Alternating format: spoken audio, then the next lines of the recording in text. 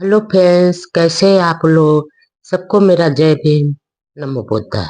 Baba Saheb Ambedkar life and mission में आज का टॉपिक है मजदूरों के हित का एक ऐतिहासिक फैसला। अप्रैल 1944 में डॉक्टर अम्बेडकर ने मजदूरों के कल्याण के लिए एक और बड़ा ऐतिहासिक कदम उठाया। उन्होंने सेंट्रल असेंबली में एक बिल पेश कर उसे पास भी करवा दिया। इसके अनुसार स्थायी कारखानों व फैक्ट्रियों के औद्योगिक मजदूरों को छुट्टियों के दिनों में भी वेतन देने का प्रावधान किया गया था। गांधी जी का स्वास्थ्य समान नहीं होने के कारण पूना के आगा खां महल में नजरबंदी से रिहा कर दिया गया, तो वहां से स्वास्थ्य लाभ के लिए पंचगनी चले गए। वहां राजगोपालाचारी ने बताया कि उन्होंने गांधी जी की सहमत से जिन्ना के पास एक अलग प्रस्ताव भेजा है। इस योजना में कहा गया कि वर्ल्ड वार के बाद एक कमीशन गठित किया जाएगा जो उत्तर पश्चिम और पूर्वी भारत के जिलों का दौरा करके जन साधारण की राय के आधार पर फैसला करेगा कि ज्यादातर लोग भारत से अलग होने के पक्ष में हैं या नहीं। यदि बहुमत पक्ष में होगा तो अलग राष्ट्र का रूप दे दिया जाएगा। इस प्रस्ताव की सावरकर आदि नेताओं ने निंदा की, लेकिन राष्ट्रीय स्तर के अखबारों ने भी इस पर चू तक नहीं किया। यह प्रस्ताव भारत विभाजन के सिद्धांत पर सहमत था। डॉक्टर अंबेडकर एक संविधान विशेषज्ञ के रूप में इस स्थिति पर नजर रखे हुए थे। गांधी जी की इस सहमति से सावरकर के अलावा कांग्रेस का साथ देने वाले वे नेता भी निराश हुए, जो यह मानते थे कि गांधी जी विभाजन को कभी स्वीकार नहीं करेंगे। उदारवादी नेताओं ने कहा कि राजगोपालाचारी की यह योजना देश की सुरक्षा के लिए खतरा है। डॉक्टर अंबेडकर इस बात से आश्चर्य में थे कि जब देश के बंटवारे से सहमति जतानी ही थी तो गांधी जी ने यह फैसला करने में इतना समय क्यों लगाया। गांधी जी द्वारा पाकिस्तान का विचार स्वीकार करने के फैसले की डॉक्टर अंबेडकर ने प्रशंसा की, लेकिन यह भी कहा कि यदि यह योजना गांधी जी ने स्वयं जिन्ना को पेश करते तो ज्यादा अच्छा होता। डॉक्टर अंबेडकर ने कहा कि जिन्ना ने यह योजना क्यों अस्वीकार कर दी, यह वह समझ नहीं पाए। उन्होंने कहा कि कांग्रेस जनों की हालत पर तरस आता है, क्योंकि पहले गांधी जी पाकिस्तान योजना का विरोध करते थे। यह सोचकर उन्होंने भी विरोध किया, लेकिन अब उनकी फजीयत हो गई है। इस योजना के संबंध में गांधी जी जिन्ना से मिलने बंबई गए। वहां कई दिनों तक मुलाकातें होती रही, लेकिन हिंदू मुस्लिम एकता लाने में नाकामयाब रहे।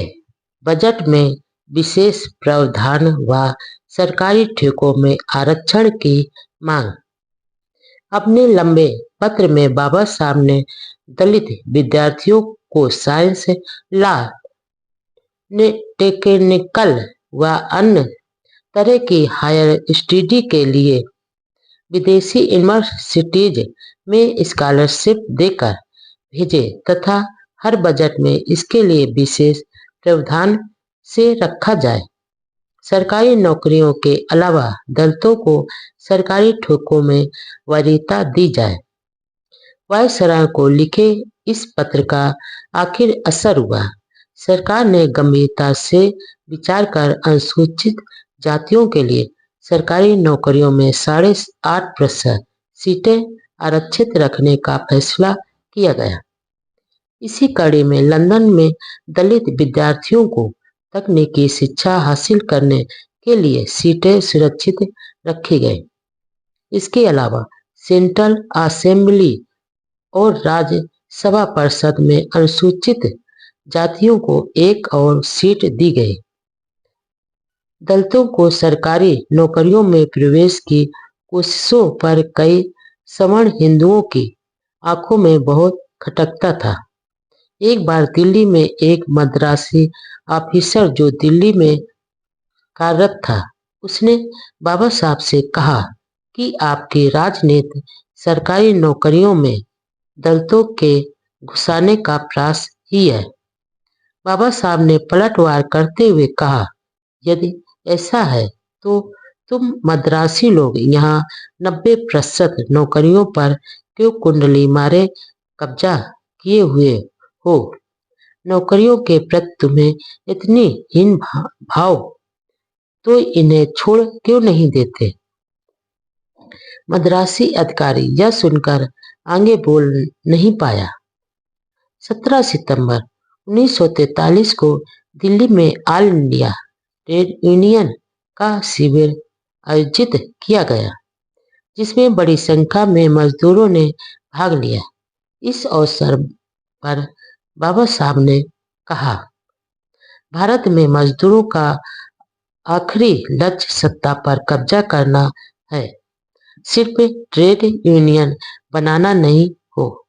राजनीतिक रूप से उनकी लेबर पार्टी ट्रेड यूनियन की गतिविधियां भी करेगा, लेकिन आपको ट्रेड यूनियन के पुराने चले आ रहे संकीर्ण सोच से मुक्त होना चाहिए और हिंदू महासभा जैसे सांप्रदायिक व पूंजीवाद को पनाह देने वाली कांग्रेस से दूर रहना चाहिए।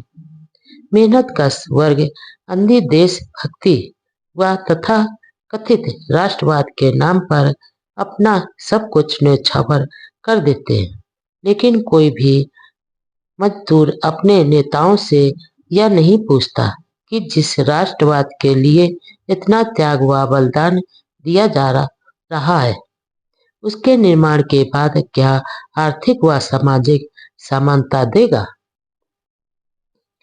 8 सितंबर 1943 को परेल बंबई में आयोजित सभा में डॉक्टर अंबेडकर ने कहा, केवल सुविधाएं मिलने से कोई लाभ नहीं, ये हमारी झोली में आनी जरूरी है।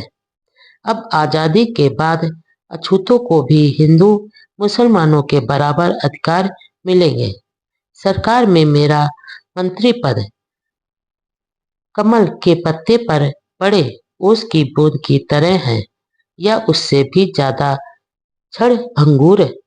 ईसाई, फारसी व अन्य अल्पसंख्यक लोग कांग्रेस का मुकाबला नहीं कर सकते हैं। इसके लिए अछूत ही सक्षम है। अछूतों को अब अपने पैरों पर खड़े होने की शक्ति प्राप्त करनी चाहिए। ट्रेड यूनियन के नेताओं की आपसी लड़ाई से मजदूरों का आज तक भला नहीं हो पाया, इसलिए मजदूरों का लक्ष्य सरकार संभालना होना चाहिए। 26 जनवरी 1944 को लखनऊ में स्टैंडिंग लेबर कमेटी की मीटिंग हुई, जिसकी अध्यक्षता डॉक्टर अंबेडकर ने की। वहां से वह शेड्यूल कास्ट फेडरेशन के सालाना सम्मेलन में भाग लेने के लिए कानपुर गए। 29 जनवरी को आयोजित इस विशाल सम्मेलन में अध्यक्षता कर रहे एन शिवराज ने कहा कि दलित समाज स्वतंत्रता का विरोधी नहीं है, बल्कि वे चाहते हैं कि जुलाई 1942 को नागपुर सम्मेलन में जो मांगे रखी गई थी, उन पर विचार कर कार्य रूप दिया जाए। इस अवसर पर डॉक्टर अंबेडकर ने कहा कि भारत सरकार में हिंदुओं व मुसलमानों की तरह दलितों को भी उनकी जनसंख्या के अनुपात में हिस्सा मिलना चाहिए, और यदि ऐसा नहीं किया गया तो वे अपने उद्देश्यों को प्राप्त करने के लिए संघर्ष करेंगे। वहां मौजूद विद्यार्थियों को प्रेरणा दे कि वे सरकारी योजनाओं के तहत तकनीकी व हायर एजुकेशन की सुविधाओं का लाभ उठावें। 17 फरवरी 1944 में वायसराय की एग्जीक्यूटिव काउंसिल में यह सुझाव दिया कि मुद्रास्फीति को रोकने के लिए अधिक करेंसी के नोट जारी करने बंद किए जाएं। इसके अलावा यह भी सुझाव दिया कि भारतीय प्रशासन सेवा और सेना में अंग्रेजों की बजाय भारतीयों को भर्ती किया जाए। 17 फरवरी को गांधी व जिन्ना की मुलाकात हुई। उस समय सेंट्रल व स्टेट डिपार्टमेंट्स की सरकारी नौकरियों में दलितों का प्रतिनिधित्व नहीं के बराबर था और यह देखकर बाबा साहब 1942 से ही सरकारी नौकरियों में सीटें सुरक्षित करवाने के लिए संघर्ष कर रहे थे। इसी सिलसिले में 29 अक्टूबर 1942 को उन्होंने वायसराय को एक गोपनीय स्मरण पत्र पेश किया, जिसमें उन्होंने पूरी जानकारियों के साथ बताया कि किस तरह अछूतों को सरकारी नौकरियों से एक साजिश के तहत वंचित रखा जाता और कैसे सवर्ण जातियों के लोग सरकारी नौकरियों पर कुंडली मारे बैठे हुए हैं। 10 पेज के इस पत्र में बाबा साहब ने सरकार से राजनीतिक, शैक्षणिक व अन्य समान क्षेत्र में अनुसूचित जातियों को पर्याप्त प्रतिनिधित्व देने का अनुरोध किया। राजनीतिक क्षेत्र में सेंट्रल असेंबली, केंद्रीय राज प्रबंध, public service commission, federal public service commission तथा शैक्षणिक क्षेत्र में यूनिवर्सिटी व टेक्निकल एजुकेशन में और इसके अलावा सरकारी ठेकों में आरक्षण द्वारा दलितों का प्रतिनिधित्व देने की मांग की। पत्र में डॉक्टर अंबेडकर ने आंकड़े पेश करते और 39 मनोनीत सदस्य 141 में से दलितों के सिर्फ 2 सदस्य हैं। 1941 की जनगणना के अनुसार देश में दलितों की संख्या 6 करोड़ है, लेकिन इनका सरकार व प्रशासन, ठेका व अन्य क्षेत्र में प्रतिनिधित्व नगण्य है। उन्होंने लिखा कि देश भर का पूरा प्रशासन दलितों का विरोधी है।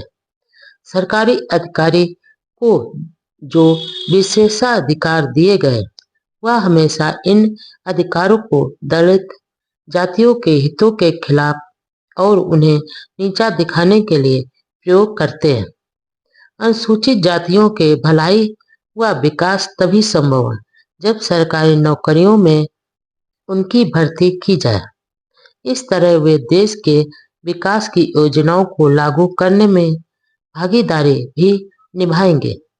जब सेंट्रल असेंबली में दलितों को सरकारी नौकरियों में प्रवेश की बात चली तो मुसलमान, यहूदी, एंग्लो इंडियन, सिखों और ईसाइयों ने समर्थन किया। सिर्फ हिंदुओं ने ही इसका विरोध किया। भारत सरकार के प्रतिनिधित्व ने भी इसका विरोध किया। इसके अलावा दलितों की भर्ती के समय उम्र व फीस में छूट भी दी जाए। फेडरल सर्विस कमीशन में दलितों के प्रतिनिधित्व के सवाल पर डॉक्टर अंबेडकर ने लिखा कि हमें ऐसी किसी पब्लिक सर्विस कमीशन पर भरोसा नहीं हो सकता जो हिंदू या मुस्लिम दृष्टिकोण से प्रभावित हो। यह कितनी अचरज की बात है कि हिंदू और मुसलमान यूं तो सांप और नेली की तरह झगड़ते हैं, लेकिन जब लंगर बांटने की बारी आती है तो दोनों एक होकर हड़प लेते हैं और अछूत ही सिर्फ मुंह ताकते ही रह जाते हैं। कमीशन दलित अभ्यर्थियों को हर बार आयोग बताकर अपने पापों को छुपा लेता है और दलितों को दरवाजे से बाहर रखने की साजिश भी सफल हो जाती है। इसलिए दलितों को फेडरल पब्लिक सर्विस कमीशन में प्रतिनिधित्व दिया जाना जरूरी है। 10 मई 1943 को इंडियन फेडरेशन ऑफ लेबर की बम्बई शाखा ने लेबर मिनिस्टर डॉक्टर अंबेडकर के सम्मान में एक छोटा समारोह रखा।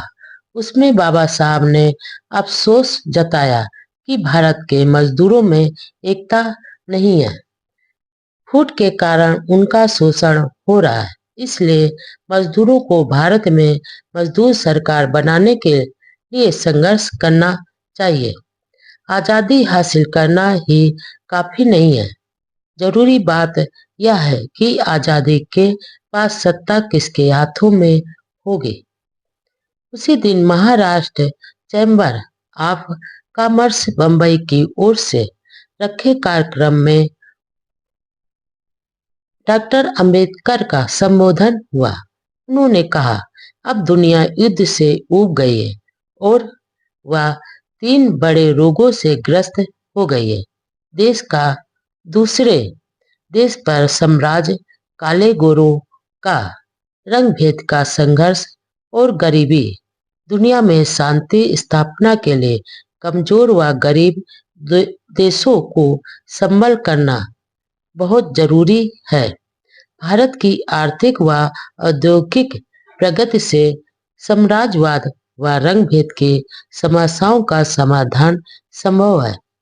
गरीबी की समस्या का जिक्र करते हुए डॉक्टर अंबेडकर ने कहा, मानव संस्कृति का विनाश करने के लिए एक राष्ट्र दूसरे राष्ट्र के खिलाफ पानी की तरह पैसा खर्च कर रहा है। वह अचंभित है कि ब्रिटेन और अमेरिका हर युद्ध में 14 करोड़ रुपए योजना खर्च कर रहा है। इससे देश में शांति के समय इससे आधी रकम गरीबी दूर करने के लिए क्यों खर्च नहीं करते हैं। विश्व का दुख दूर करने के लिए कुछ सुधार तो करना ही पड़ेगा। अपनी विशेष सुविधाओं व अधिकारों को त्यागना पड़ेगा। देश में जो लंत राजनीतिक समस्या के समाधान के लिए डॉक्टर अंबेडकर ने एक योजना पेश की, जिस पर अखबारों में विचार छप रहे थे। इस योजना में उन्होंने कहा कि ब्रिटेन की संसद एक कानून मंजूर करके प्रांतों की सरहद तय करने वाली कमेटी नियुक्त करे और लोकमत कराया जाए। पहले लोकमत से यह तय किया जाए कि मुसलमानों को पाकिस्तान में रहना चाहिए या नहीं। दूसरे लोकमत द्वारा गैर मुसलमानों से यह जानना था कि वे पाकिस्तान में रहना चाहते हैं या नहीं। यदि वे पाकिस्तान में रहना चाहते हैं तो वहां प्रांतों की सीमाएं जैसी हैं वैसी रखी जाए। यदि वे पाकिस्तान में नहीं रहना चाहते हैं तो एक हदबंदी कमीशन नियुक्त किया जाए और कौन से प्रांतों में मुसलमान बहुसंख्या में हैं यह तय किया जाए। 2 साल बाद यह फैसला किया जाए कि मुसलमानों को पाकिस्तान चाहिए या नहीं, अलग होना चाहते या नहीं। सितंबर माह में ही डॉक्टर अंबेडकर ने ऑस्ट्रेलिया के राजनीतिक कार्टेन द्वारा पेश की गई शाही सलाहकार काउंसिल के गठन के बारे में भेंट की। डॉक्टर अंबेडकर ने कहा कि औपनिवेशिक डोमिनियन राज्य में भारत स्वेच्छा से भागीदार के रूप में रहे तो यह ऐसे देशों के हित में ही होगा। उन्होंने यह भी कहा कि भारत की जनता को ब्रिटिश सरकार में जरा भी आस्था नहीं रही है, क्योंकि सरकार भारतीय लोगों को सिर्फ प्रजा मानती है।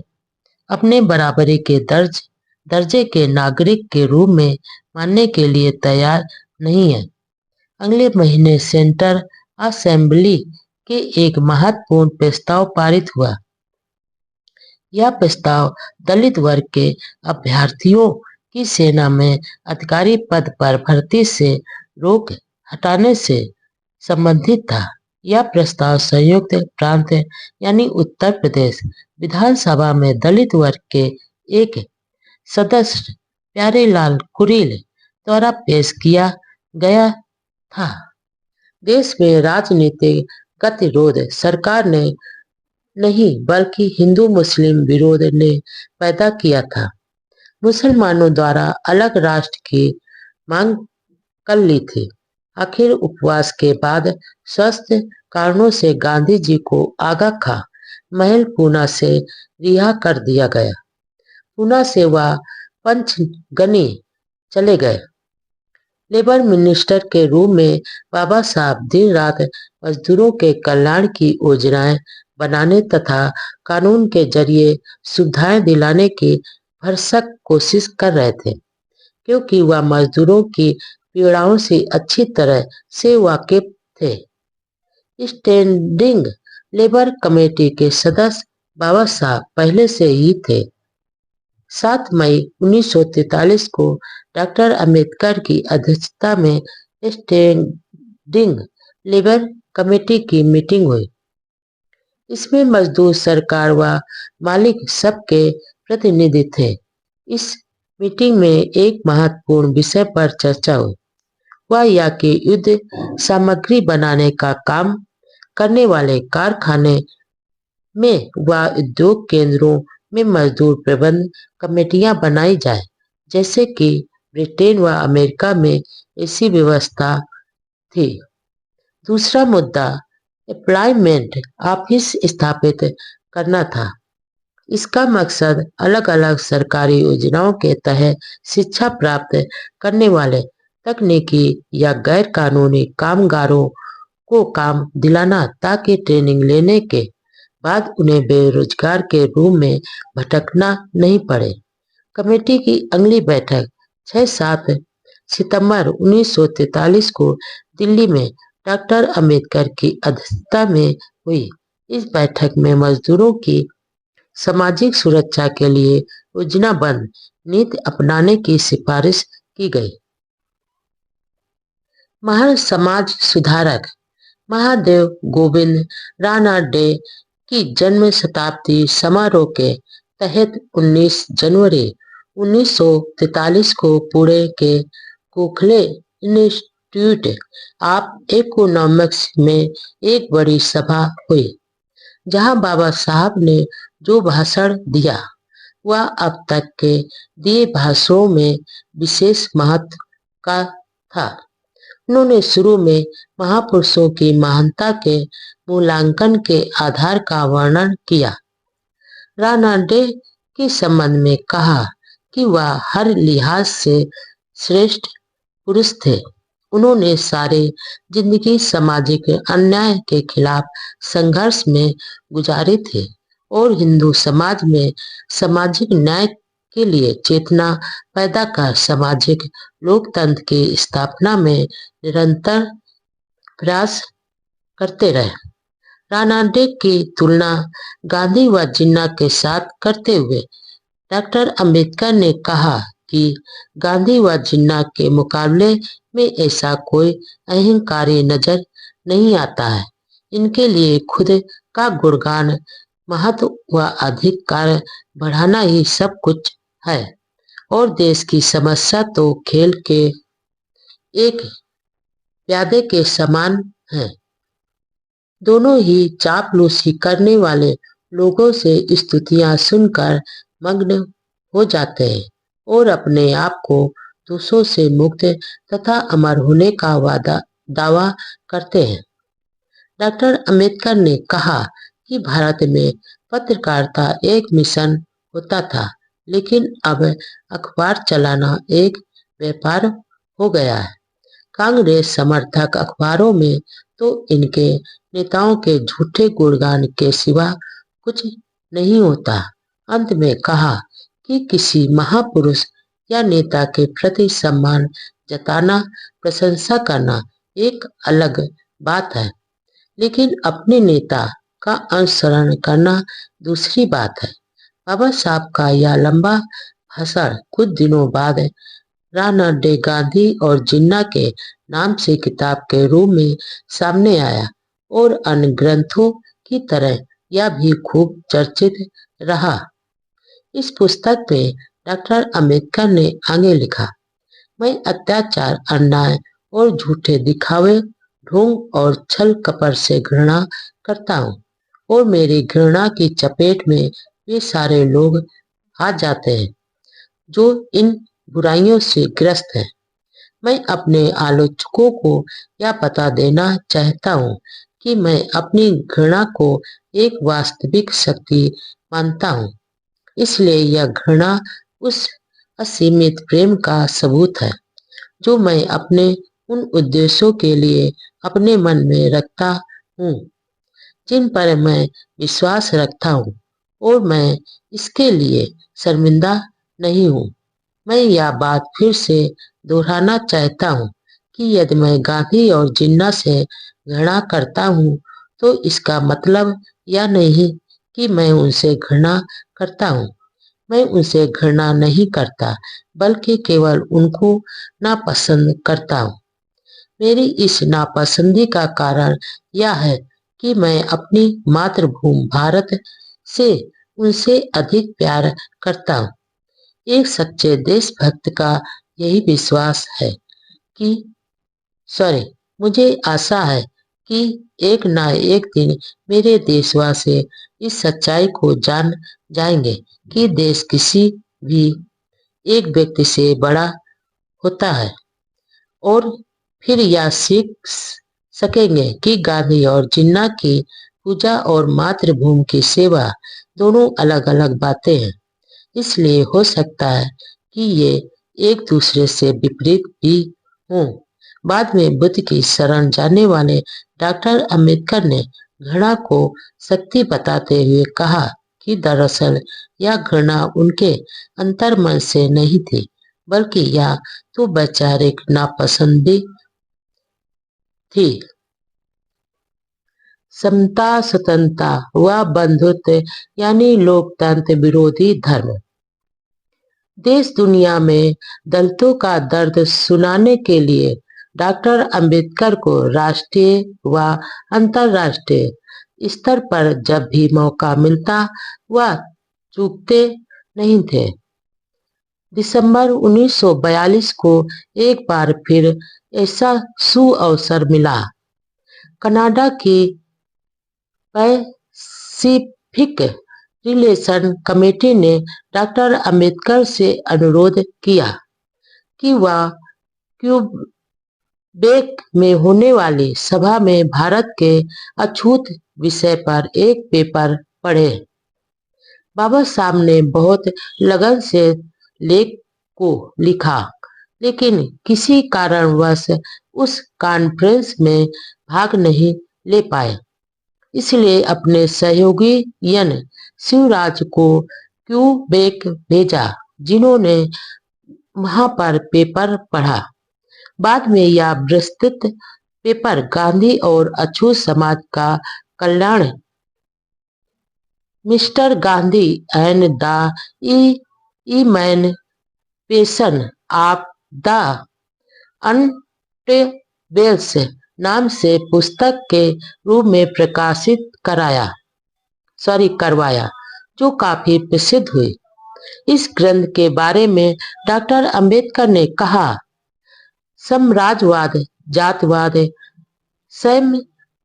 टिकट वाद से दो देशों व नागरिकों के बीच क्रूरता व निर्दयता पैदा होती है।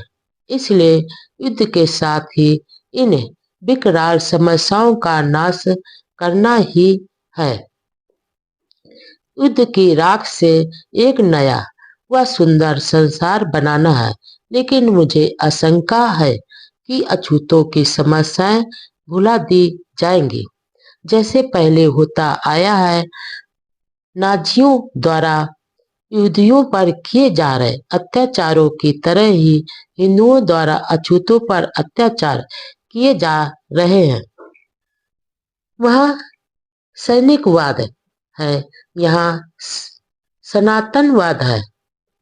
यहाँ के अत्याचार वहाँ से किसी भी तरह आगे व कम नहीं है।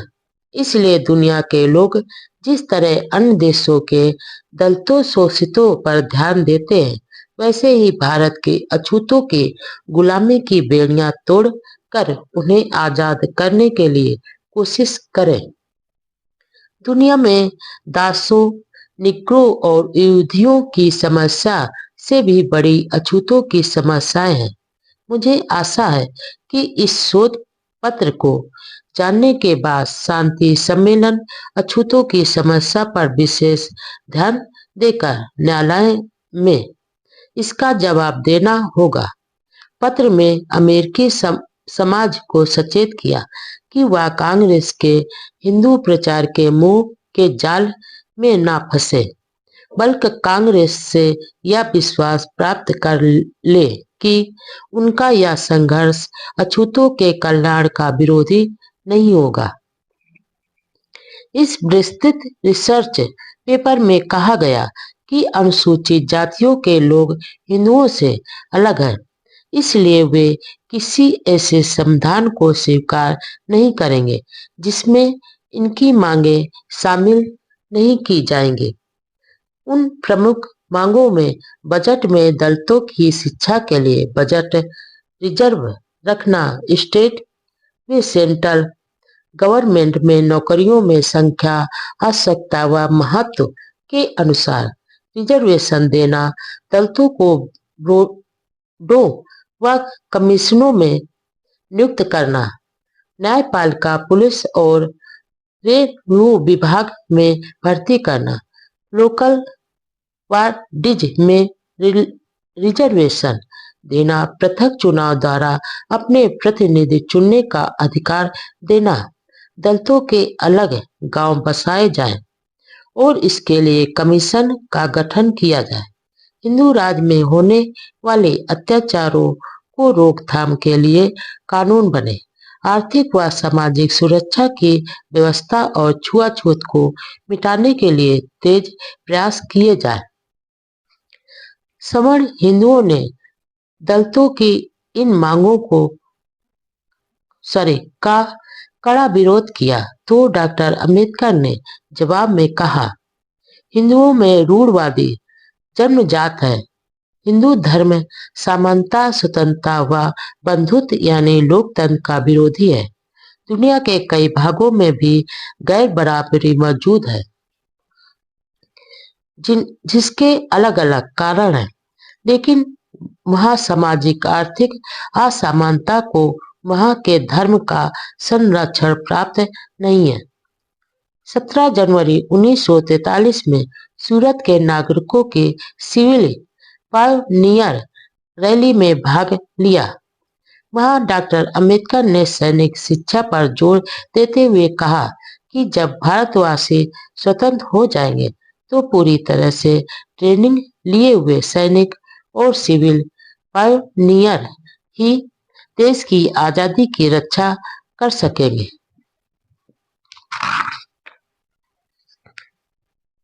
डॉक्टर अंबेडकर सूरत से वापस बंबई आए। वहां रामचंद्र भट्ट हाई स्कूल में मराठा और अन्य जाति धर्म के लोगों द्वारा डॉक्टर अंबेडकर का सम्मान किया गया। इस स्वागत समारोह में उन्होंने कहा, बंबई और मद्रास प्रांत में लगभग 20 साल तक गैर ब्राह्मण पार्टियों की सरकारें रही, लेकिन वे नाकामयाब रही क्योंकि उन्होंने अपने चहेतों को सरकारी नौकरियों में घुसाने के सिवा कुछ नहीं किया। साधारण जनता, मजदूर, किसान वर्ग के समर्थन से जीती सरकारों ने इन वर्गों की समस्याओं की ओर कोई ध्यान नहीं दिया। विडंबना तो यह है कि जिन लोगों को उनके प्रयासों से नौकरियां मिली, वे भी सुविधाओं की चकाचौंध में अपने दुखी समाज को भूल गए। जबकि किसान, मजदूर व सामान्य लोग उन्हें सहयोग देते थे। यही नहीं, दूसरों की तरह घमंडी भी हो गए। पश्चिमी देशों में लोकतंत्र इसलिए असफल रहा क्योंकि वह परंपरावादी, रूढ़वादी लोगों के हाथों में था। यदि भारत में अल्पसंख्यक ब्राह्मणों के हाथों में सत्ता आई तो देखना, इस देश की दशा भी वैसी ही होगी। उन्होंने आगे बताया कि किसी राजनीतिक पार्टी की सफलता के लिए तीन बातें बहुत जरूरी हैं। पहली बात यह है कि उस पार्टी के नेता दूसरी पार्टियों के नेताओं के बराबर महानता के स्तर के हों, ताकि विरोधी नेता के आगे कमजोर न पड़ जाए। दूसरी बात यह है कि वह अनुशासित संगठन को, तथा तीसरी बात यह है कि उस पार्टी के सरल व स्पष्ट कार्यक्रम हो। यदि भारत में लोकतंत्र को सफल बनाना है तो उसे रूढ़वादी लोगों के हाथों से बचाना जरूरी है।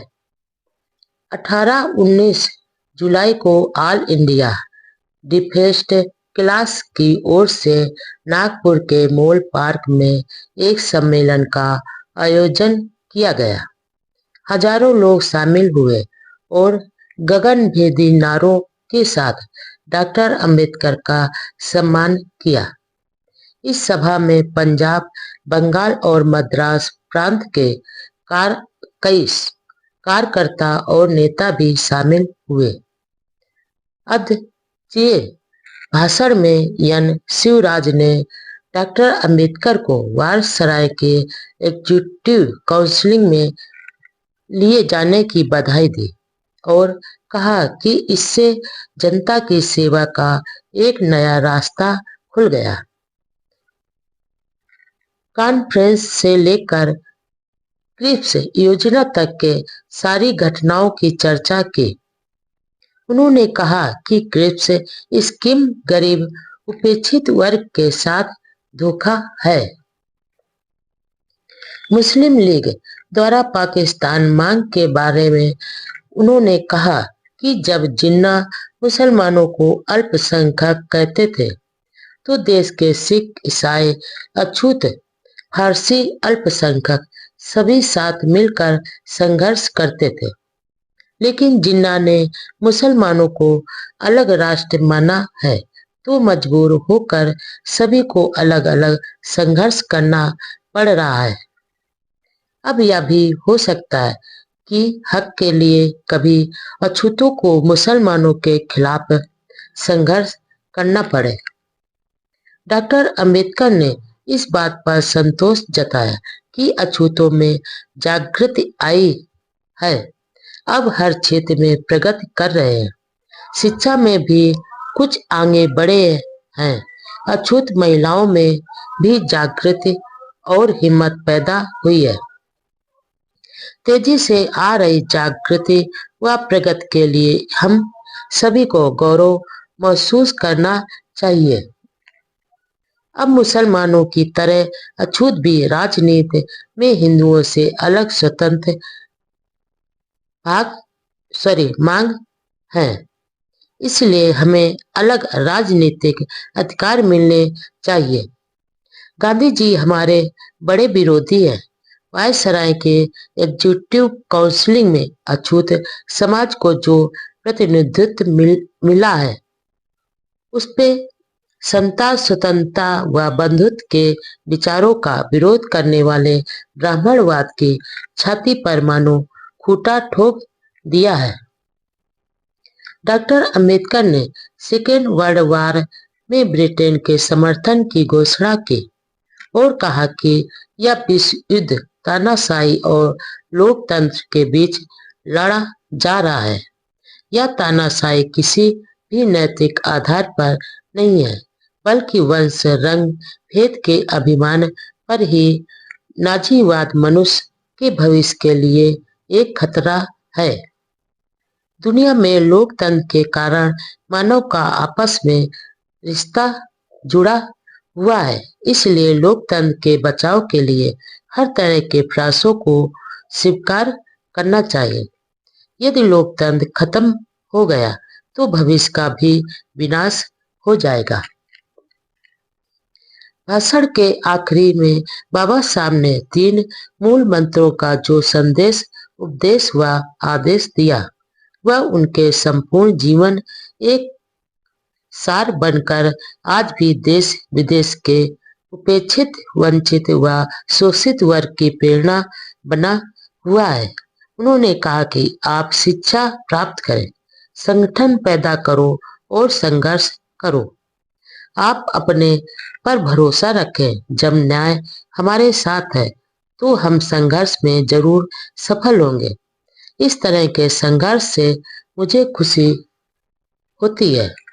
हमारी लड़ाई धन दौलत के लिए नहीं है और ना ही सत्ता प्राप्त करने के लिए है। हमारी लड़ाई आजादी हासिल करने के लिए है। मानवीय अधिकार और इंसान का दर्जा प्राप्त करने के लिए यह संघर्ष है। हमारी स्वतंत्र अस्तित्व के लिए अब खतरा पैदा हो गया है, इसलिए हमें अधिक संगठित व सचेत होने की जरूरत है। हम न्याय व मानवता के लिए संघर्ष करते हैं। अपने मेरे प्रति जो सम्मान, आत्मीयता व समर्पण की भावना व्यक्त की है, उसके बदले में मैं आपसे आश्वासन चाहता हूँ कि आप समर्पण निष्ठा के साथ संगठित होंगे, संघर्ष करेंगे और जब तक अपने अधिकारों को प्राप्त न कर ले पीछे नहीं हटेंगे। हमारे संघर्ष का उद्देश्य स्वतंत्रता है। मेरा आपका एक ही उपदेश है, एक ही आदेश है कि पढ़ो, संगठित हो जाओ, प्रचारक बनो, आत्मविश्वासी और आशावादी बनो। अछूतों की मांगों को रखने के लिए राजनीतिक पार्टी की जरूरत है। इसलिए इस अवसर पर एक नए संगठन all India scheduled caste federation के गठन की भी घोषणा की, जिसके जनरल सेक्रेटरी बापू साहब राजभोग को बनाया और अछूतों के लिए स्वतंत्र गांव बसाने की तथा सेटलमेंट कमीशन की मांग की गई। सम्मेलन के अंत में कहा कि मुझ पर यह आरोप लगाना गलत है कि मैं मिलता जुलता नहीं हूँ और किताबों में ही ज्यादा व्यस्त रहता हूँ। दरअसल मेरे मन में किसी के प्रति घृणा के भाव नहीं है और किसी का अपमान करना भी मेरे मन में नहीं है। मुझे तो बहुत कम समय में ज्यादा काम करना है। ज्यादातर हिंदू मुझे अपना दुश्मन समझते हैं, लेकिन कई ब्राह्मण भी मेरे अच्छे मित्र हैं। लेकिन जो सवर्ण ब्राह्मण मेरे अछूत समाज के साथ कुत्ते बिल्लियां से भी बदतर व्यवहार करते हैं, उनकी प्रगति के सारे रास्ते रोक देते हैं। उनके इस अमानवीय समाज विरोधी व्यवहार पर हमला करना जरूरी है। इसलिए ऐसी दशा में मैं मजबूर हूँ। समाज की प्रगति का आईना है महिलाओं की दशा। नागपुर में ही अमरावती की सुलोचनाबाई डोगरे की अध्यक्षता में दलित वर्ग की महिलाओं का भी एक सम्मेलन हुआ, जिसमें डॉक्टर अंबेडकर ने कहा, महिलाओं का एक ही संगठन हो और यदि महिलाओं को अपने कर्तव्य की पूरी समझ न आए तो वे समाज सुधार का काम प्रभावी ढंग से कर सकते हैं। सामाजिक कुरीतियों को दूर करने में भी महिलाओं ने महान योगदान दिया है। उन्होंने कहा कि वह किसी समाज की प्रगति का अनुमान इस बात से लगाते हैं कि उस समाज की महिलाओं ने कितनी प्रगति की है। उन्हें अब विश्वास है कि पिछड़े वर्ग की स्त्रियां भी अब प्रगति कर रही हैं। आप साफ सुथरा रहना सीखो, बुराइयों से दूर रहो, बच्चों को पढ़ाने लिखाने तथा उनमें अच्छे नागरिक बनने की भावना पैदा करो। उनके मन में कुछ करने के लिए महत्वाकांक्षा जागृत करो। उनके मन में यह भावना पैदा कर दो कि वह इस संसार में महान बनने के लिए आए हैं। उनके मन में छोटे बनने के सभी विचार दूर करो। बच्चों के विवाह करने में जल्दबाजी मत करो। शादी एक जिम्मेदारी है, इसलिए बच्चे जब तक विवाह के बाद की पारिवारिक जिम्मेदारियों निभाने में आर्थिक रूप से सक्षम नहीं हो जाए, तब तक शादी मत करो। विवाह करने वालों को यह बात ध्यान में रखना चाहिए कि ज्यादा बच्चे पैदा करना पाप है। हर माँ बाप का यह फर्ज होना चाहिए कि उन्हें जो सुख सुविधाएं अपने माता पिता से मिली है, उससे ज्यादा अपनी संतानों को दे। सबसे अधिक महत्वपूर्ण बात यह है कि हर माँ अपनी बेटी को शादी के बाद पति व उसके परिवार का सहयोगी बनने की शिक्षा दे। उसे अपने पति का मित्र बनाने तथा समानता के रिश्ते के व्यवहार की शिक्षा दे, उसकी दासी नहीं। मुझे पूरा विश्वास है कि यदि आप इन बातों पर अमल करेंगे तो आप जीवन में प्रगति करेंगे और समाज में सम्मान व समृद्धि हासिल करेंगे। उस जमाने में अछूत महिलाओं का इतना विशाल सम्मेलन होना उनकी जागृत का परिचायक था। इसमें विशेष रूप से सक्रिय रही इंदिरा बाई पाटिल और कीर्तिबाई पाटिल के योगदान की प्रशंसा की गई। इस सम्मेलन में 2 प्रस्ताव भी लिए गए। पहला, एक से ज्यादा शादियों पर रोक लगाई जाए। दूसरा, महिला मजदूरों को वेतन के साथ प्रस्तुति छुट्टियों की सुविधाएं दी जाए। उसी दिन नागपुर में पंजाब के गोपाल सिंह खालसा की अध्यक्षता में समता सैनिक दल का भी विशाल सम्मेलन हुआ, जिसमें बाबा साहब ने कहा कि वह अहिंसा के सिद्धांतों को बहुत चाहते हैं, लेकिन इसके साथ वह हिंसा के दबाव में भी जीना भी नहीं चाहते। उन्होंने सैनिकों को आह्वान किया कि गुलामी, बेबसी व दीनहीन का जीवन न जिए। उन्होंने महान संत तुकाराम की बाणी का हवाला देते हुए कहा कि दुष्टों का नाश और सज्जनों का तारण यानी पालन भी एक प्रकार की अहिंसा ही है। सभी प्राणियों के प्रति करुणा व दया करना अहिंसा का ऊंचा सिद्धांत है। साथ ही दुष्टों का विनाश करना भी अहिंसा का एक भाग है। इसके बिना अहिंसा का कोई अर्थ नहीं होगा। सिर्फ मन बहलाने व पराये को उपदेश देने की तरह हो जाएगा। सत्य व शील का पालन करना ही हमारा ध्येय होना चाहिए। हालांकि बाबा साहब ने 1956 में बौद्ध धर्म को अंगीकार किया, लेकिन व्यवहार में वह बहुत पहले से ही बुद्ध के अनुयायी बन चुके थे। इसलिए हर सभा में वह बुद्ध की शिक्षाओं का हवाला देते हुए अछूतों को अपने दीपक स्वयं बनने का आह्वान करते थे। अपने कल्याण के लिए खुद को ही आगे आने के लिए प्रेरित करते थे। नागपुर प्रवास के दौरान लाला जयनारायण ने डॉक्टर अंबेडकर के सम्मान में एक छोटा समारोह रखा। इसी दौरान दिल्ली से वायसराय का संदेश लेकर एक अधिकारी नागपुर पहुंचा। इस संदेश की पालना में 20 जुलाई 1942 को वायसराय की एग्जीक्यूटिव काउंसिल में लेबर मिनिस्टर के रूप में तार द्वारा ही विभाग का कार्यभार ग्रहण किया। जब उस अधिकारी ने स्टेशन के अंदर व बाहर शेड्यूल कास्ट फेडरेशन के सम्मेलन का पता पूछा तो सवर्ण हिंदुओं ने जानते हुए भी मना कर दिया। सवर्णों के इस व्यवहार से उस अधिकारी को बहुत दुख हुआ। दरअसल उस समय डॉक्टर अंबेडकर के प्रति सवर्ण हिंदुओं में घृणा के भाव कूट कूट कर भरे हुए थे।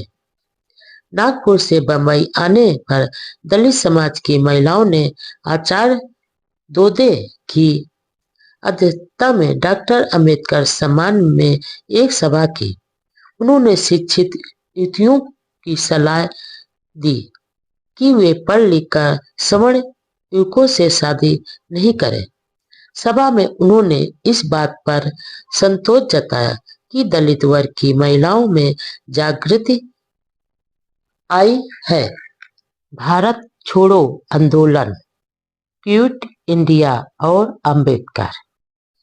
सेकेंड वर्ल्ड वार का घमासान अभी भी चल रहा था। ब्रिटेन और मुश्किल में था। इधर भारत में इंडियन नेशनल कांग्रेस ने 14 जुलाई 1942 को भारत छोड़ो आंदोलन के लिए प्रस्ताव पास किया, जिसमें भारत से ब्रिटिश सरकार के तुरंत हटने पर जोर था। दिल्ली प्रस्थान करने से पहले 27 जुलाई 1942 को टाइम्स ऑफ इंडिया के साथ एक इंटरव्यू में डॉक्टर अंबेडकर ने कहा, गांधी जी का करो या मरो का आदेश गैर जिम्मेदाराना और मूर्खतापूर्ण है। यह कांग्रेस की गिरती हुई साख को संभालने की कोशिश मात्र है। इधर विश्व युद्ध चल रहा है। बर्बर लोग भारत पर कब्जा करने के नियत से भारत की सीमा के नजदीक तक आ चुके हैं। ऐसी विकट स्थिति में देश में कानून व्यवस्था को कमजोर करना पागलपन है, और यदि विश्व युद्ध में लोकतंत्र की जीत हुई तो भारत की आजादी में कोई रुकावट नहीं डाल सकेगा। इसलिए भारत द्वारा युद्ध में भाग लेने का विरोध करना भारत के साथ देशद्रोह की तरह है। बाबा साहब ने सभी देशभक्त वासियों को अनुरोध किया कि वे अपनी पूरी शक्ति व साधनों के साथ कांग्रेस के असहयोग आंदोलन का विरोध करें।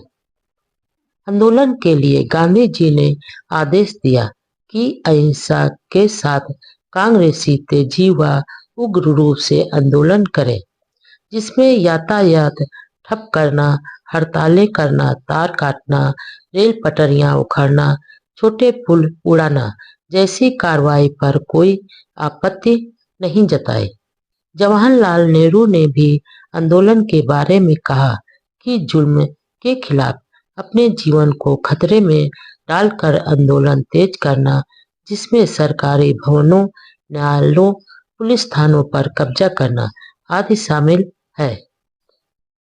1920 में गांधी जी द्वारा असहयोग आंदोलन वापस ले लेने के व्यवहार को देखते हुए कांग्रेस के प्रमुख नेताओं ने गांधी जी से पहले ही यह वचन ले लिया कि हिंसा के भड़क जाने की दशा में भी वह आंदोलन को वापस नहीं लेंगे।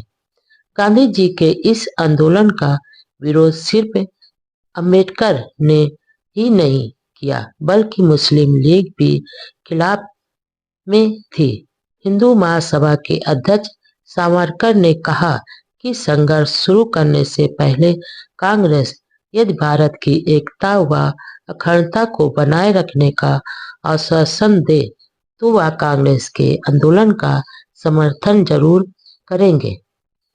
आखिर 8 अगस्त 1942 को कांग्रेस ने बहुचर्चित भारत छोड़ो आंदोलन शुरू कर ही दिया।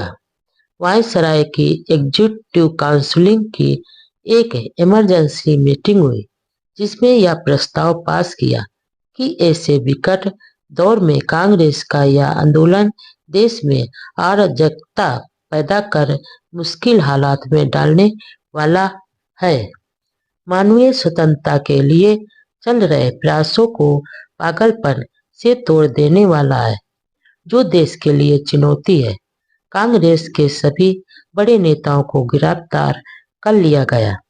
इससे जनता में गुस्सा फैल गया और देश के कई प्रांतों में ब्रिटिश सरकार के खिलाफ हिंसक कार्रवाइयां शुरू हो गई। जगह जगह तोड़फोड़ की कार्रवाई होने लगी। सरकार ने उग्र व हिंसक आंदोलन को रोकने के लिए कठोर कदम उठाए, जिससे देश भर में हाहाकार मच गया। देश में कुछ सप्ताह अव्यवस्था के हालात बने रहे। आखिर सरकार ने पूरी ताकत का प्रयोग कर आंदोलन को दबा दिया। इस आंदोलन से मुस्लिम दूर ही रहे। हिंदू महासभा के समर्थक भी तटस्थ रहे और आंदोलन में भाग नहीं लिया। डॉक्टर अंबेडकर अनुयायी अछूत समाज के लोगों ने भी आंदोलन में भाग नहीं लिया। इस प्रकार गांधी जी के नेतृत्व में शुरू किया आंदोलन एक बार फिर नाकाम रहा। दरअसल बाबा साहब का सपना कांग्रेस व गांधी के सपनों से बिल्कुल अलग था। 23 अगस्त को दिल्ली में दलित वर्ग हितकारिणी मंडल ने समारोह आयोजित कर डॉक्टर अंबेडकर का सम्मान किया। भाषण में बाबा साहब ने निडरता से कहा, मुझे सत्ता का कोई मोह नहीं है। यहाँ से इस्तीफा देकर बंबई वापस लौट जाऊंगा। बाबा साहब को जान से मारने की धमकियां। इस समय बाबा साहब केंद्र सरकार में महत्वपूर्ण मंत्री पद पर आसीन थे। सारी सुविधाएं आसपास थी, लेकिन उनका व्यक्तिगत पारिवारिक जीवन बहुत मुश्किल में था।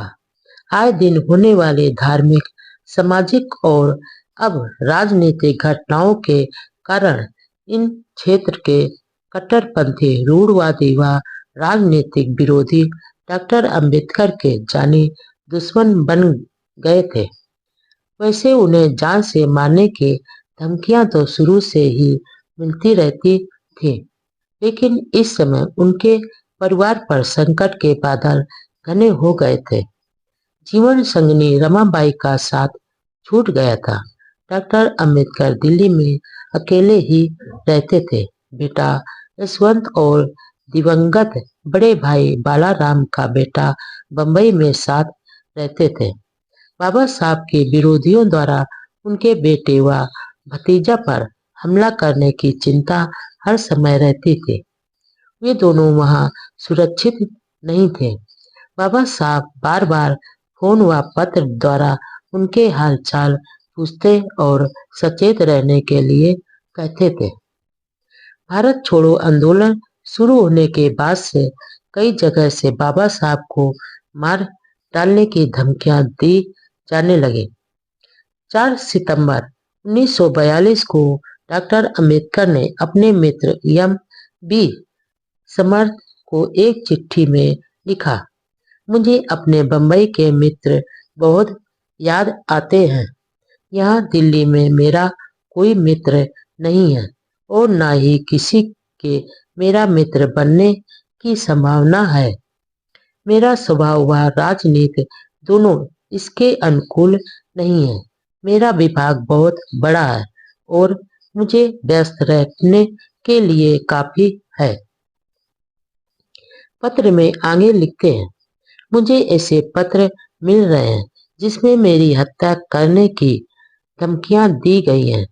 मैं अपने सेक्रेटरी को बता रहा था कि कानून के तहत जब हम किसी को फांसी पर चढ़ाते हैं तो उसको जुर्माने का दंड नहीं दिया जाता है, लेकिन ये हत्यारे मेरा जीवन लेने के साथ बिना टिकट लगाए पत्र भेजकर मेरे पर जुर्माना क्यों करते हैं। इस प्रकार बाबा साहब की जान को हर वक्त खतरा रहता था। महज सत्याग्रह से लेकर अब तक अपनी जान को जोखिम में डालकर ही वह मानवता की सेवा कर रहे थे। आज उनकी बदौलत सुख भोग रहे लोगों को उनकी असहनीय पीड़ा का एहसास होना चाहिए।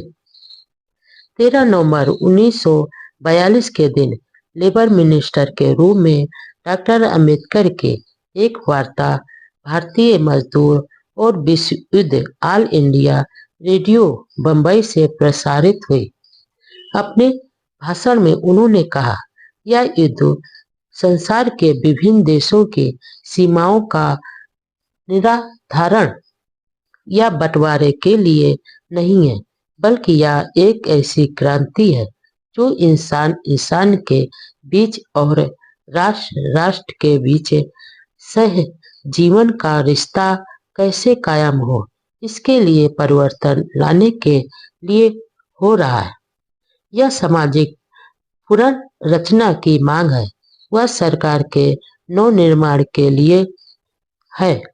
इसलिए मजदूरों को नाजियों के खिलाफ जीत हासिल करने के लिए लड़ना चाहिए। यदि नाजी जीत गए तो आजादी का गला घोट देंगे। युद्ध में जीत के बाद स्वतंत्रता और नए समाज के निर्माण की प्राप्ति होगी, लोकतंत्र स्थापित होगा।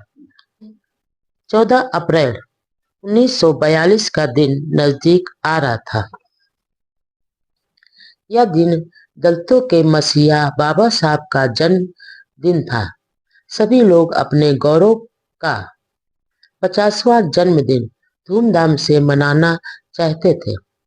इस बार इंडिपेंडेंट लेबर पार्टी व बम्बई प्रांत के 50 अन्य संगठनों ने रजत जयंती मनाने का फैसला किया। डॉक्टर अंबेडकर दलितों के बेताज बादशाह थे। उनका जन्मदिन दलितों के लिए आनंद और उल्लास का एक पवित्र उत्सव होता था।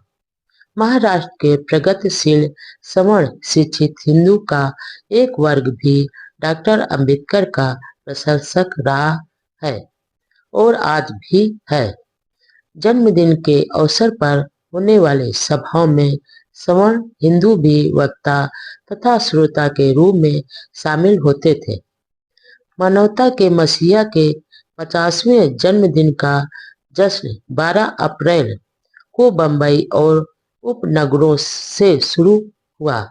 वह पूरे देश में 9 दिन तक मनाया, जिसमें सैकड़ों संस्थाओं ने अपने अपने स्तर पर गोष्ठियां, सभाएं, जुलूस व सांस्कृतिक कार्यक्रम आयोजित किए।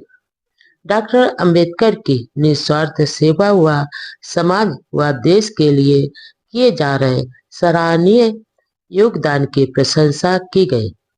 उनके व्यक्तित्व व कृतित्व के गुणगान किए गए। पुणे में एक विशाल जुलूस निकालकर खुशियां बांटे गए। वहां शनिवार वाड़ा में एक बड़ी सभा में एमसी राजा राजभोज के भाषण हुए।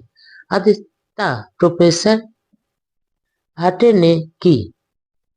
सभा में सभी ने बाबा साहब के योगदान का आभार जताया तथा उनके सुखमय व दीर्घायु जीवन की कामना की। पुणे नगर पालिका के हाल के आयोजित सभा में पालिकाध्यक्ष गणपतराव बलवाड़े ने अध्यक्षता की। सभा में डॉक्टर मोहल्ले पोप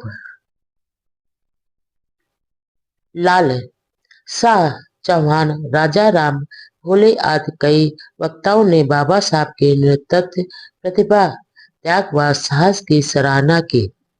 सभी ने अपने दिलों के उद्गार व्यक्त किए। जिला लोकल बोर्ड में भी संपन्न हुई। जिला मंडल के अध्यक्ष आवटी ने डॉक्टर अंबेडकर की तस्वीर का विमोचन कर अपने भाषण में कहा, डॉक्टर अंबेडकर की तस्वीर लगाने में जिला मंडल को गर्व हो रहा है। डॉक्टर अंबेडकर केवल दलितों के ही नहीं, भारत के श्रेष्ठ नेताओं में से एक है। उन्होंने अपने त्याग से देश की जनता के दिलों में एक सम्मानजनक स्थान बनाया है। अप्रैल में ही बम्बई के पास कल्याण में रूही दास युवक सुधारक संघ की महिला शाखा की सभा में बाबा साहब ने आह्वान किया कि अछूत समाज अपने उद्धार के ध्येय से निर्वाचित न हुए। समाज व देश के लिए योगदान की चारों ओर सराहना। जन्मदिन समारोह का मुख्य कार्यक्रम 19 अप्रैल को बम्बई की चौपाटी में डॉक्टर M.R. जयकर की अध्यक्षता में हुआ। बम्बई शहर के हर कोने से भीम के दीवानों की टोलियां गाते नाचते गाजे बाजे के साथ चौपाटी में पहुंची। अपने स्वागत भाषण में षड्यंत्री समारोह समिति के अध्यक्ष आचार्य दोदे ने अपने भाषण में कहा कि डॉक्टर अंबेडकर भारत के महान पुरुष हैं। उन्होंने दबे कुचले वर्ग की निस्वार्थ महासेवा की है। डॉक्टर जयकर ने अपने उद्गार में कहा कि बाबा साहब ने गोलमेज कॉन्फ्रेंस ने उपेक्षितों की आवाज उठाने तथा पुणे पैक्ट के समय शांति व धैर्य का जो परिचय दिया वह बेमिसाल व प्रशंसनीय है। इस अवसर पर NM जोशी ने कहा कि मेरा एक समय का विद्यार्थी इतनी महान योग्यता प्राप्त कर सका, यह देखकर मुझे बहुत खुशी होती है। उन्होंने कहा कि डॉक्टर अंबेडकर बहुत होशियार व निर्भीक छात्र थे। उन्होंने कहा कि डॉक्टर अंबेडकर जब चौथी कक्षा में पढ़ते थे तब मैं उनका गुरु था। यह मेरे लिए गर्व की बात है। समारोह में बम्बई के शेरीफ M.R.A. बेग ने बाबा साहब को एक महान नेता बताया। इस अवसर पर डॉक्टर अंबेडकर को 580 रुपए की थैली भेंट की गई। 21 अप्रैल 1942 को महाराष्ट्र के सभी बड़े अखबारों ने अपने संपादकीय लेखों में डॉक्टर अंबेडकर की सेवा व विद्वत्ता की सराहना की। टाइम्स ऑफ इंडिया बम्बई ने लिखा, आर्थिक और राजनीतिक ताकत के बिना अछूतों के सामाजिक क्षमता हासिल होना मुश्किल होगा और डॉक्टर अंबेडकर इस सच्चाई को अच्छी तरह जानते हुए सही दिशा में चल रहे हैं। छुआछूत व जात पात के खात्मे से हिंदू समाज मजबूत होगा। भारतीय समाज तेजी से प्रगति करेगा। इसलिए अछूतों के कल्याण के लिए डॉक्टर अंबेडकर जो प्रयास कर रहे हैं उन्हें प्रचंड समर्थन मिलना बहुत जरूरी है। बॉम्बे कल ने लिखा कि अंबेडकर दलितों की दशा सुधारने के लिए महान सेवा कर रहे हैं। यह भी लिखा कि दलितों के साथ अमानवीय व्यवहार से आठों प्रहर चिंता करने वाले डॉक्टर अंबेडकर को दलितों के प्रति जितनी अपनत्व व प्यार है उतना ही दलितों का शोषण व छल कपट करने वालों के प्रति मन में आक्रोश है। नागपुर के महाराष्ट्र नामक अखबार ने कहा, अपनी निस्वार्थ सेवा त्याग व बुद्धिमानी से जो थोड़े महाराष्ट्रीय नेता भारत को राजनीतिक क्षेत्र में चमके हैं उनमें डॉक्टर अंबेडकर सबसे आगे हीरे की तरह चमक रहे हैं। दलित समाज में जो थोड़ी जागृत व प्रगति हुई है, स्वतंत्र राजनीतिक दर्जा मिला है, वह सब उनके ही प्रयासों का परिणाम है। पुणे के अखबार ज्ञान प्रकाश ने लिखा कि डॉक्टर अंबेडकर का जीवन भारतीय लोगों के लिए एक महान आदर्श है। उन्होंने अपने स्वार्थ व सफलता के लिए कभी भी समाज व राष्ट्र को कभी धोखा नहीं दिया और सरकार के सामने जनता के बीच हर मुद्दे पर निर्भीकता से विचार रखे। पुणे के ही मराठी दैनिक अखबार काल ने लिखा कि डॉक्टर अंबेडकर महाराष्ट्र के प्रतिनिधि नेता हैं। अन्य महाराष्ट्रीय नेताओं की तरह उनमें न केवल कर्तव्यपरायणता व बुद्धिमत्ता है, बल्कि त्याग, विद्वता और सच्चाई भी है। बम्बई के प्रभात मराठी दैनिक ने कहा, डॉक्टर अंबेडकर आधुनिक भारत के क्रांतिकारी युग पुरुष हैं। दलितों के उत्थान के लिए उनके द्वारा किए कार्यों की जितनी प्रशंसा की जाए कम है। ऐसा कार्य तो आज तक अन्य किसी ने नहीं किया। मानवतावादी विराट व्यक्तित्व के प्रति आदर व सम्मान। जन्मदिन की बधाई व आगे सफल जीवन की कामना करते हुए सावरकर ने संदेश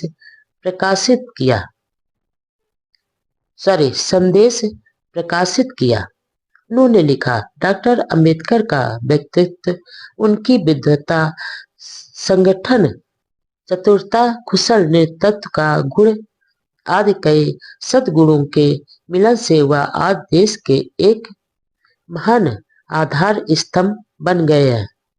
अछूतों में आत्मविश्वास व स्वाभिमान जगाने व उद्धार की चेतना पैदा करने में जो सफलता प्राप्त है, वह भारत की अमूल्य सेवा की है।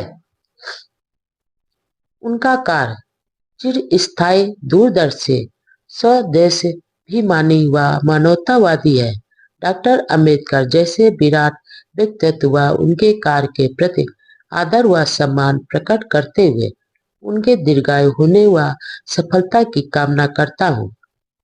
बम्बई प्रांतीय हिंदू सभा ने विशेष प्रस्ताव पारित करके डॉक्टर अंबेडकर का अभिनंदन किया गया। बॉम्बे सेंटिनल अखबार के संपादक हरमन ने लिखा, डॉक्टर अंबेडकर अपनी महान योग्यता, बुद्धिमत्ता, देश सेवा और दलितों के उत्थान के लिए की सेवा के कारण ही देश के उच्च कोटि के नेतृत्व पद पर आसीन हुए हैं। उनका कार्य विश्व के जो लोग मानवीय हकों के लिए संघर्ष कर रहे हैं, आजादी की लड़ाई लड़ रहे हैं, उनके लिए और खास तौर से भारत के लोगों के लिए सामान्य व प्रेरणादायक होगा। बाबा साहब की गोल्डन जयंती समारोह की आखिरी सभा परेल बम्बई के कामगार मैदान में हुई। अध्यक्षता एम.बी. दोदे ने की। विशाल जनसमूह को बाबा साहब ने विनम्रता से अनुरोध किया कि अब उनका जन्मदिन मनाना बंद करो, क्योंकि मेरा यह